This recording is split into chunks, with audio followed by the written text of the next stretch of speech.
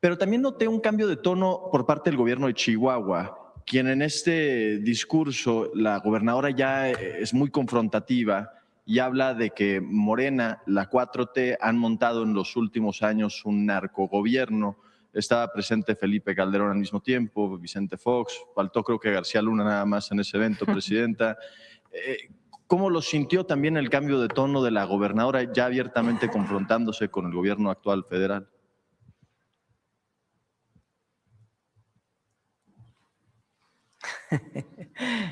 Iba a decir una cosa, pero…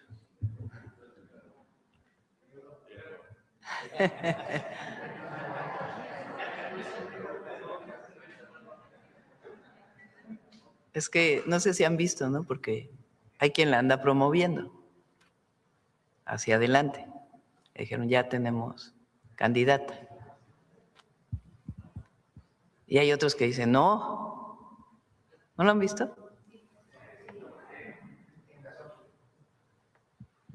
Está interesante. Está interesante que la derecha mexicana traiga a Fox. O sea, ¿cuáles son los nuevos cuadros de la derecha mexicana? Jorge Romero,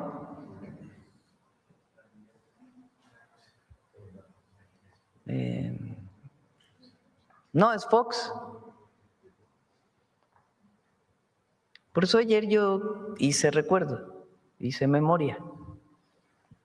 No se nos olvide, porque hay jóvenes, repito, que tienen hoy 20 años, que nacieron en el 2006, ya no les tocó el sexenio de Fox. Y bueno, ya 12 años en el 2018. O sea, no saben qué pasó en aquella época. Entonces, por eso recordé por lo menos 2 actos de represión brutales en el periodo de Fox.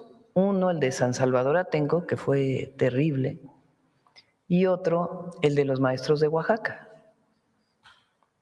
Con la Policía Federal tenía los maestros de Oaxaca un plantón en la ciudad y hubo muertos incluso en aquella represión, brutal represión. Entonces hay que recordar eso. Hay que recordar que en la época de Fox, lo he dicho aquí varias veces, como no querían que López Obrador fuera candidato a la presidencia, lo desaforaron por haber construido, decían que había violado un amparo, cosa que era falsa, para construir una calle en un hospital. Por cierto, un hospital privado, curiosamente, en Santa Fe. Entonces, el objetivo era meterlo a la cárcel para que no participara en la elección del 2006. Hay movilizaciones y Fox tiene que echarse para atrás en esa posición, pero opera el fraude electoral del 2006. Con algoritmos, por cierto, también en el INE, y también con la alianza entonces con el Bester Gordillo para modificar las actas de las urnas electorales. Y en aquel entonces la gente salió a la calle diciendo voto por voto, casilla por casilla. ¿Qué se quería? Que se abrieran todas las casillas para checar si realmente lo que decían las actas era cierto o no. Y entonces que se volvieran a contar todos los votos, uno por uno, para saber realmente el resultado de la elección. El entonces Tribunal Electoral dijo, no se pueden abrir todas las casillas, solamente vamos a abrir creo que era el 9%. Se abre el 9% de las casillas y resulta que la diferencia entre Calderón, que supuestamente había ganado, y Andrés Manuel López Obrador se reduce. O sea, si se hubieran abierto todas las casillas, muy probablemente, con todo y todo lo que hicieron, pues evidentemente hubiera ganado Andrés Manuel López Obrador. Me tocó hacer en aquel entonces el análisis con muchas personas de qué tamaño había sido el fraude electoral. y se estimó que era de alrededor de 2 millones de votos. La diferencia de la votación de Calderón y Andrés Manuel López Obrador que estableció el Tribunal Electoral fue de poco más de 200,000 votos. Y nosotros estimamos que había sido el fraude de 2 millones de votos. Entonces, la mejor prueba de que hubo fraude es que cuando se abren las casillas, del 9% se reduce. Y entonces la gente decía que se abran todas, no quisieron abrirlas, de hecho las quemaron.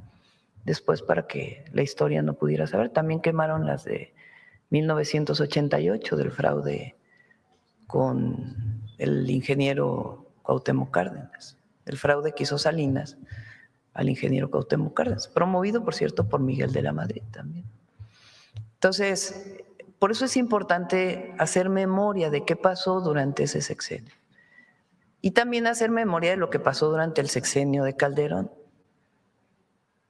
que él entra en diciembre y antes de que acabe diciembre del 2006, él declara la guerra contra el narco vestido de militar. Y en Michoacán. Y lo que ocurre, pues es que hay mucho más homicidios y cantidad de muertos que les llamaban daños colaterales. De tal manera, y además un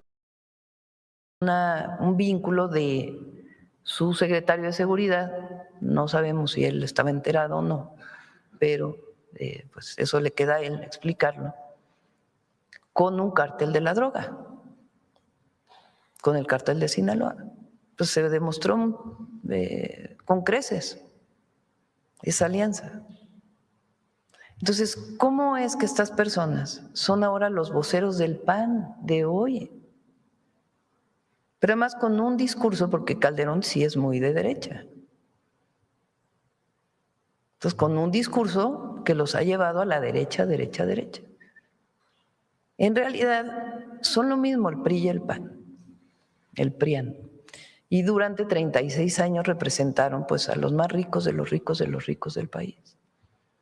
Y se llenaron con mucha corrupción, que vino desde antes. Entonces, por eso es interesante que el PAN de hoy, a quien sea la referencia, pues sea estas dos personas. A un Fox, que ya lo pasamos aquí, que dice que todos los que reciben programas de bienestar son unos flojos, y particularmente los adultos mayores. Que por cierto he leído que dicen que el programa Jóvenes Construyendo el Futuro le regala dinero a los jóvenes por no hacer nada. También parte de estas mentiras es falso. Es para un empleo, es para ser aprendices, para tener su primer empleo, tomar experiencia, y la mayoría de ellos se queda trabajando en el lugar donde empezó a trabajar. Se vincula una empresa pequeña, mediana o grande con el joven y entra a trabajar ahí con un salario mínimo. Y ese es el programa Jóvenes Construyendo el Futuro. Entonces, esa visión, ese es el proyecto de nación de ellos. Y ese proyecto de nación está muy vinculado a sectores de ultraderecha de todo el mundo. Calderón, pues, es parte de organizaciones en España de la ultraderecha, allá, que son de los que invitaron a Ayuso aquí a México a hacerle honores a Hernán Cortés.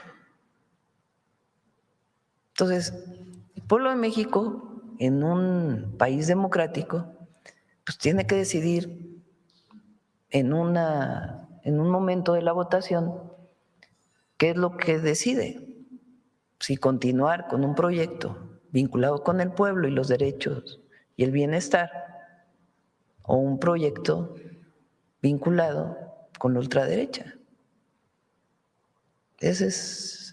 Y la verdad hay que decirlo, nosotros buscamos también una buena relación con la iniciativa privada y el empresariado, pero con una visión de que ellos no gobiernan. El poder económico se separó del poder político. Se tiene buena relación, se busca que haya inversiones, pero no gobiernan como antes.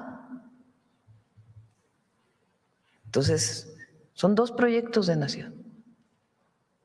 Y por eso hay que decir cuáles son esos proyectos de nación, qué representa cada uno, qué ha representado históricamente cuando estuvieron en los gobiernos y por qué también la gran mayoría del pueblo está con nosotros. O estamos nosotros con el pueblo, vamos a decirlo de manera distinta, porque nosotros somos un gobierno que está con el pueblo de México y con su dignidad. Esa es la gran diferencia. Presidenta, en el sentido del discurso que dio usted ayer, que fue en otro tono, como lo habíamos comentado, hablando con legisladores, diputados,